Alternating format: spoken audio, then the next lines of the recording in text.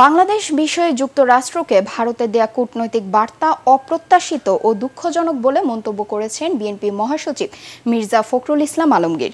নয়াদিল্লির এই অবস্থান এদেশের অভ্যন্তরীণ বিষয়ে হস্তক্ষেপ উল্লেখ করে তিনি বলেন, বিএনপি আশা করে ভারত সরকার বাংলাদেশের মানুষের গণতান্ত্রিক আকাঙ্ক্ষাকে সম্মান করবে।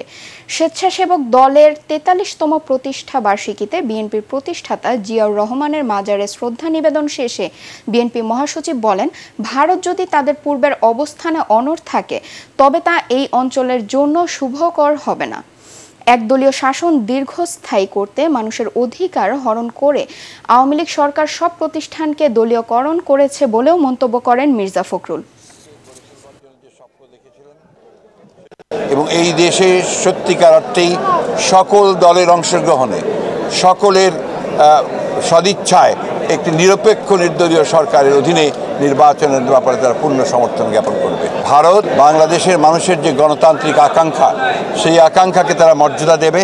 বাংলাদেশের মানুষের ইচ্ছার বিরুদ্ধে যদি তারা কোনো পদক্ষেপ নেয় সেটা হবে অত্যন্ত দুঃখজনক এবং আমরা মনে করি সেটা বাংলাদেশের মানুষের জন্য, এই অঞ্চলের নিরাপত্তার জন্যও শুভ হবে না বলে আমরা মনে করি।